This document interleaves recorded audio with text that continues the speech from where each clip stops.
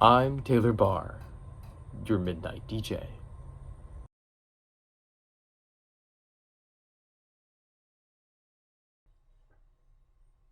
You just heard Bad Decisions by The Strokes. I'm Taylor Barr, your midnight DJ. And behold, the cart. It travels from town to town, from city to city, from place to another place, in hopes that someone or multiple someones will purchase from it. It travels with the help of a man who sits at the helm, whipping horses as if they are simply tools for him to abuse. The horses are indifferent, but the situation is kind of messed up. They don't receive any benefit from helping the cart or the man, other than their fair rations, but they deserve more, a cut of the haul. It is gruesome, the cart. It's filled with knickknacks, artifacts from ancient eras, relics of long-dead civilizations. There is wealth in this cart. There is power in this cart. It meanders because it can afford to. No one would dare attack the cart for fear of what evils would be released. Except one. A bandit, no older than 20, thought he could push his luck. Of course, he did not know what the cart was. He imagined it was simply a cart, nothing more than a traveling store, not some abomination from the death of kings. He snuck up to it in the broad daylight, and he actually made impressive progress. He managed to hop inside of the cart. He managed to get a hold of a box. He managed to escape the cart, with box in hand, and open it. A torrent of water rushed out of the box. Like a geyser, it shot up, and like a tsunami, it rushed out. A bubble of water enveloped the box, enveloped the bandit. He drowned. The cart continued wheeling towards the next town. Up next, Have a Little Faith in Me by John Hyatt, and after that, Ophelia by the Lumineers.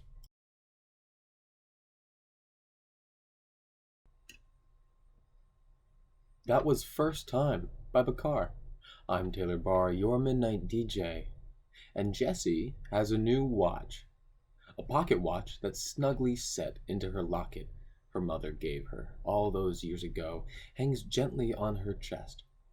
It stays as a reminder to how much time there is, how forever it truly is, how endless time will remain. Jessie will never take off the locket for fear of time stopping. It's foolish to everyone else, but have you seen what happens when she takes it off? No. No, of course you haven't. Because Jessie has been protecting us this whole time. The watch struck 6 and Jessie jumped. There was an alarm set into the mechanism that would prick her every hour. A little needle would poke out and stab Jessie. She didn't like it, but that's the price you pay for saving humanity and keeping the constant flow of time. It's a big job, and she is handling it well, I'll admit.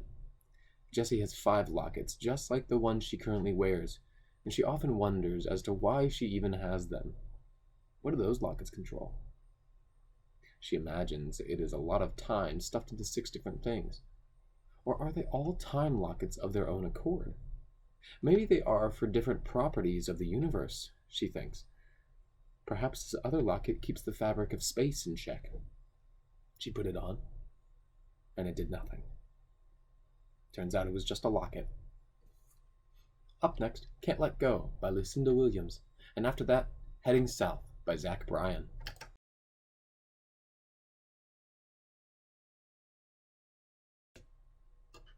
That was Safe and Sound by Capital Cities. I'm Taylor Barr, your midnight DJ, and folks, there is a new roller skating team in town, and if you're of a bovine nature, you'll especially be excited. It's a cow roller skating team. The local dairy farmers have banded together to look for other sources of revenue. Cheese and milk and meat pays well and all, but there's always money to be made. So they came up with this. A roller skating team for the most graceful of animals. I've seen them. They're pretty good at it. You know, given the circumstances. They can't skate downhill at all, since they're cows, and their balance isn't the best, but I'm sure with time and practice they'll figure it out. They use an old English style of skating wherein the skater is trying to cover as much distance in as little time as possible to win. Kind of like a race, but not nearly as competitive. There's also pointage for style, costumes, and overall pep. If there's anything a cow is good at, it's being excited about the task at hand. One thing I noticed, though, just a small critique, it's not even that big of a deal, but the skates didn't match. I thought that being on a team together would have them have a reason to coordinate, but I'm seeing roller skates, rollerblades, ice skates, a skateboard, and even a scooter. It's cool, it's impressive even, it just appears a bit sloppy. Up next, Hypotheticals by Lake Street Drive, and after that, Shimmer by Sean Mullins.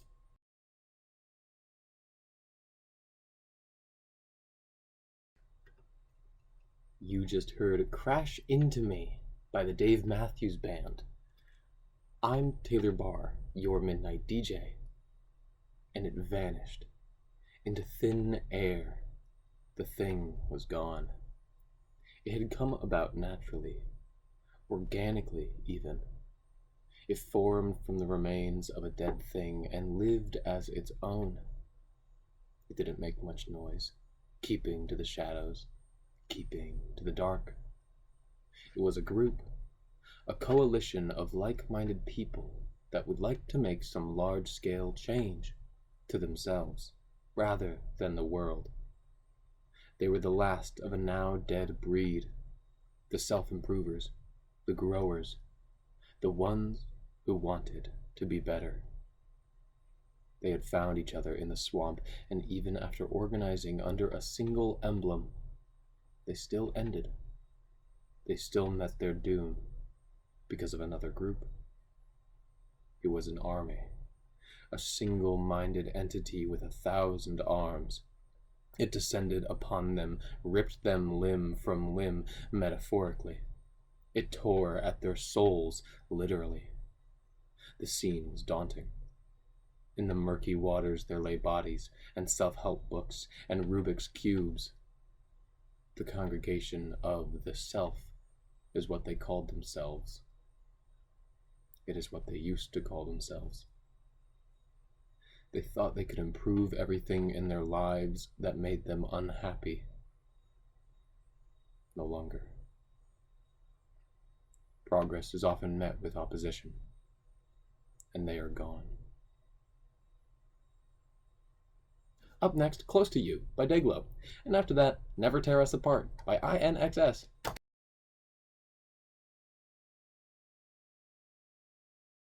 You just heard Follow You by Imagine Dragons.